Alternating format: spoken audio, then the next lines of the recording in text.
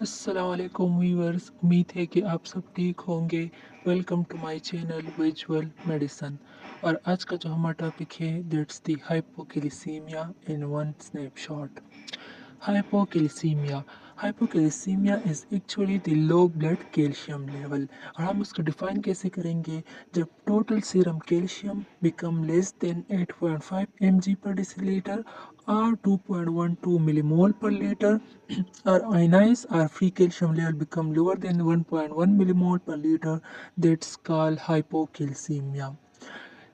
Normal serum की जो calcium concentration है that's between the range of 8.5 to 10.5 mg per decilitre और 2.12 to 2.62 millimole पर लीटर।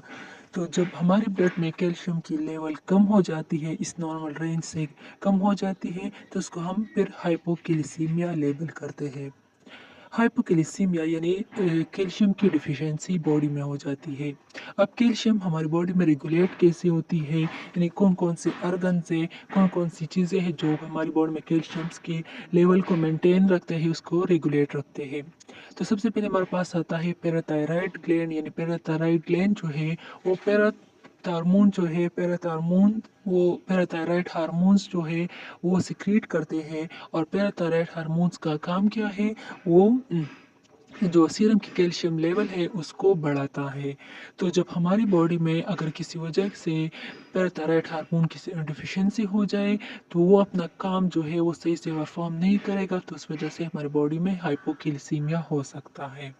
नेक्स्ट हमारे पास आता है विटामिन डी और calcitriol. Calcitriol is actually the active form of vitamin D. Vitamin D जो है ये हमारी बॉडी की जो गट है, गट में कैल्शियम की एब्जॉर्प्शन को इंक्रीज करता है, उसमें हेल्प करता है। तो अगर किसी वजह से, किसी काज की वजह से विटामिन डी की डिफिशियंसी हो जाती है हमारी बॉडी में, तो अल्टीमेटली कैल्शियम की एब्जॉर्प्शन नहीं होगी गट में और इट लीड्स टू हाइपोकैल्सीमिया। इस तरह कैल्सिटोनिन जो है ये हमारे पास थायराइड हार्मोन्स है, थायराइड ग्लैंड से सिक्रीट करता है। और ये ट्राई करता है कि अगर बॉडी में कैल्शियम के जो बॉडी में सीरम की कैल्शियम लेवल अगर बढ़ जाए नॉर्मल से, तो कैल्सिटोनिन जो है ये उसे कम करता है कि वो नॉर्मल रेंज में रहे।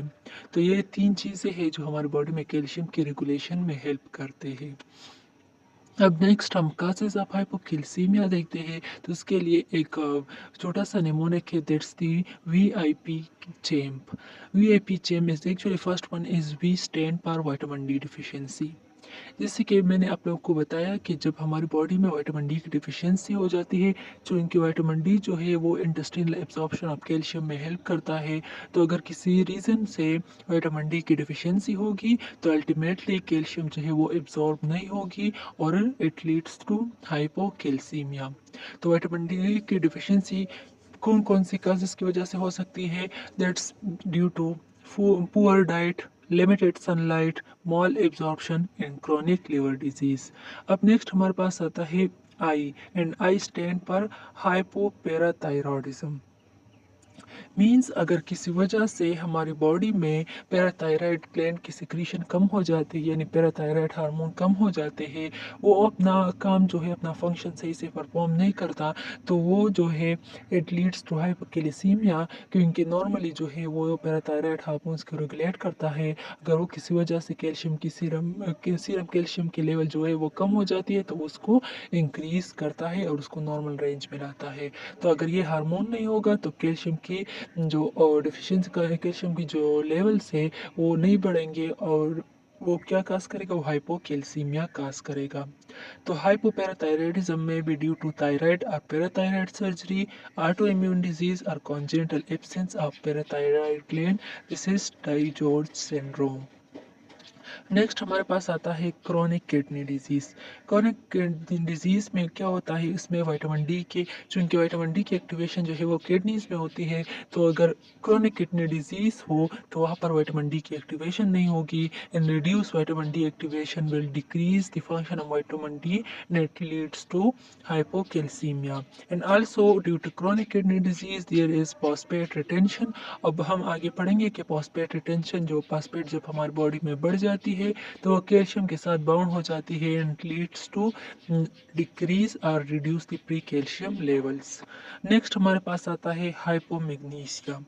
हाइपोमैग्नीशिया में हमारे पास क्या होता है, इसमें मैग्नीशियम के लेवल सीरम में कम हो जाती है। तो जब मैग्नीशियम के लेवल्स कम होंगे it impair parathyroid hormone secretion and action. तो ये पैराथायरॉइड हार्मोन के एक्शन और सिक्रीशन को इफेक्ट करता है and it finally leads to hypocalcemia. Next है एक्यूट पेंक्रेटाइटिस। एक्यूट पेंक्रेटाइटिस में क्या होता है, इसमें फैट नेक्रोसिस होता है और फैट नेक्रोसिस क्या होता है, वो कैल्शियम को बाइंड करता है due to the mechanism of saponification, so it may lead to hypocalcaemia in the body.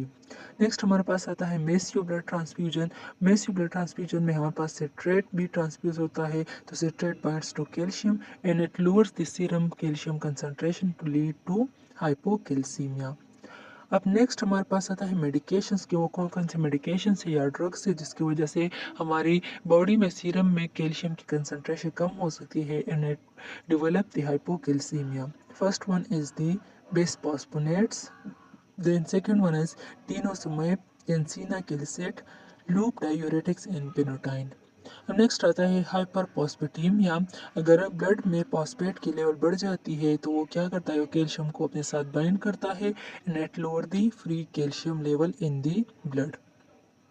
अब सूडो हाइपोकैल्सीमिया का क्या होता है, सूडो हाइपोकैल्सीमिया में एक्चुअली ऐसा होता है कि बॉडी में कैल्शियम की लेवल जो है वो नॉर्मल होती है, लेकिन एल्बुमिन जो चूंकि जो कैल्शियम को बाइंड रखता है तो उसमें वो क्या होता है, उसमें जब एल्बुमिन कम हो जाती है तो कैल्शियम को सही से बाइंड नहीं करता, तो इस वजह से जो सीरम की टोटल कैल्शियम कंसंट्रेशन है वो कम हो जाती है and it's called pseudo hypocalcaemia.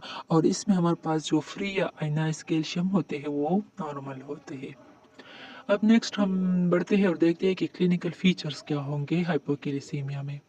तो सबसे पहले आते हैं हमारे पास न्यूरोमस्कुलर फीचर्स। इसमें हमारे पास क्या होगा, पेरी ओरल नमनेस होगी, यानी माउथ के सराउंडिंग एरियाज जो है वहाँ पर नमनेस होगी। इस तरह tingling of fingers and toes, muscle cramps, carpopedal spasm, tetany, hyper reflexia, laryngospasm और सीजर्स भी हो सकते हैं। नेक्स्ट हमारे पास आता है सीएनएस के सिम्टम्स में हमारे पास एंजाइटी हो सकती है, इरिटेबिलिटी, कंफ्यूजन और डिप्रेशन। कार्डियोवास्कुलर में क्या क्या फीचर्स होंगे, due to hypocalcemia that's prolong QT interval will be seen on ECG। इस तरह एरिथमिया हो सकती है, हाइपोटेंशन हो सकता है और it may be lead to heart failure. और स्किन में क्या क्या चेंजेस हमें देखने को मिलेंगे, इसमें ड्राई स्किन होगा, ब्रिटल नेल्स होगी और कोर्स हेयर्स होगा। आइज में कैटरेक्ट हो सकता है अगर क्रोनिक हाइपोकैल्सीमिया हो। नेक्स्ट हम देखते हैं क्लिनिकल साइंस को। क्लासिक क्लिनिकल साइंस जो है, जो हाइपोकैल्सीमिया को प्रेजेंट करते हैं, वो कौन कौन से क्लिनिकल साइंस हैं जो अगर हम वो चेक करें पेशेंट को, अगर वो साइंस पॉजिटिव आ जाए तो वो हाइपोकैल्सीमिया को कंफर्म करते हैं। तो सबसे पहले हमारे पास आता है चॉस्टिक साइन। चॉस्टिक साइन में इस तरह होता है कि हम जब पेशेंट के फेस को टच करते हैं तो वहाँ पर ट्विचिंग स्टार्ट हो जाती है due to spasm of due to spasm or hyperexcitability of the facial nerve. That's called Chostek sign. Next one is Trousseau sign. Trousseau sign में ऐसा होता है कि जब हम अगर पेशेंट की बीपी चेक कर रहे होते हैं और हम बीपी कफ पर प्रेशर लगाते हैं तो वहाँ पर जो कार्पल एरिया है यानी हैंड में स्पाज्म हो जाएगी।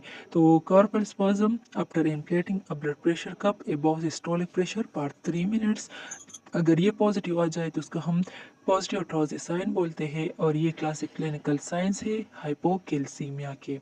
First one is Chvostek sign and second one is Trousseau sign. तो ये आप लोगों को याद होने चाहिए। नेक्स्ट हमारे पास आता है इन्वेस्टिगेशंस, कि हम कौन कौन से इन्वेस्टिगेशन करेंगे जिससे हम हाइपोकैल्सीमिया को कंफर्म कर सकते हैं।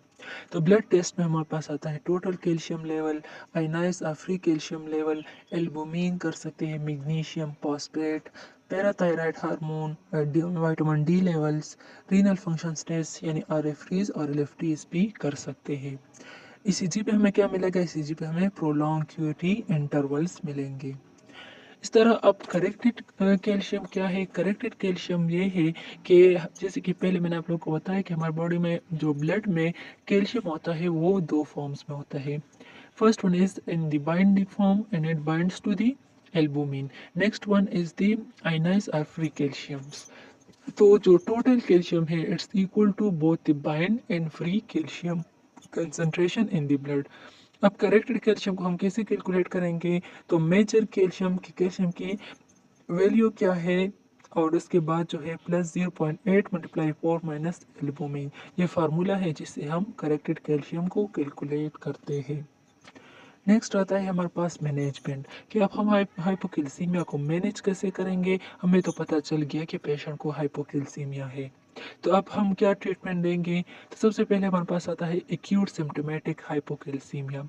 एक्यूट यानी अगर पेशेंट सिम्टम्स के साथ आ जाए, ये जो सारे मैंने आप लोगों को बता दिए clinical features of the hypocalcaemia, अगर पेशेंट इन सारे सिम्टम्स के साथ आए और उसकी ड्यूरेशन जो है वो कम हो यानी एक्यूट स्टेज पे हो और ये सारे सिम्टम्स भी हो, तो इसको हम फिर क्या देते हैं? उसको हम आईवी कैल्शियम देते हैं। तो इसमें 10% calcium gluconate is the most preferred treatment. Then हम ड्यूरिंग इन्फ्यूजन जो क्या करेंगे? कार्डिक मॉनिटरिंग करेंगे और also treat the underlying cause. Correct associated deficiency, अगर हाइपोकैल्सीमिया की काज अगर हाइपोमैग्नीशिया की वजह से है या विटामिन डी डिफिशियंसी की वजह से है, तो पहले उसको ट्रीट करें यानी उसको करेक्ट करें।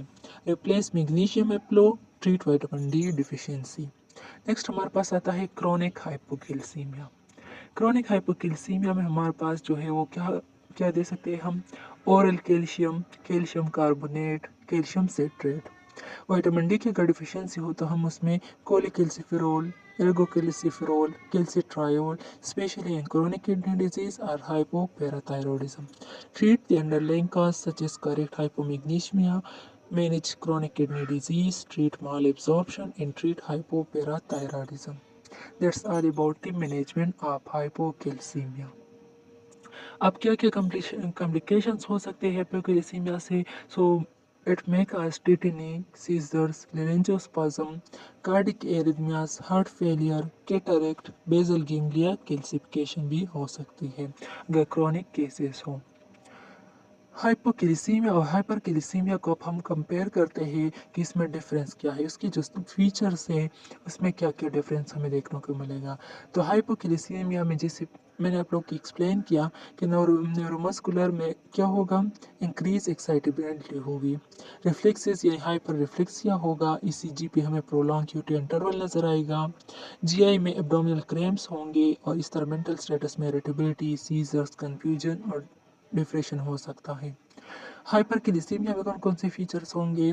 सो neuromuscular feature will be the muscle weakness होगा, हाइपोरेफ्लेक्सिया होगा, इस तरह ईसीजी पे हमें शॉर्ट एंड क्यूटी इंटरवल नजर आएगा, जीआई में कॉन्स्टिपेशन हो सकता है और मेंटल स्टेटस में कंफ्यूजन और लिथार्जी हो सकती है।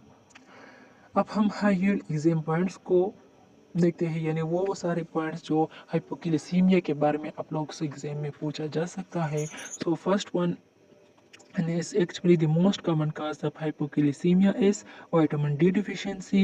Then the most common cause in hospitalized patient is chronic kidney disease. देखिए ये सारे जो पॉइंट्स है ये आप लोग के एमसीक्यूज पॉइंट ऑफ व्यू से बहुत ज़्यादा इंपॉर्टेंट है। अगर आप लोगों से most common cause of hypocalcaemia पूछे इन सिंपल तो ये क्या है? विटामिन डी डिफिशियंसी है। लेकिन अगर हॉस्पिटलाइज पेशेंट में पूछे तो आप लोग को याद रखना चाहिए कि दैट्स क्रोनिक किडनी डिजीज। अब most common cause after neck surgery that's hypoparathyroidism. तो हर सिनेरियो के मुताबिक आप लोग की जो most common cause of hypocalcaemia है वो डिफरेंट ऑप्शन आप लोग मार्क करेंगे। And most sensitive test is actually the ionised calcium level.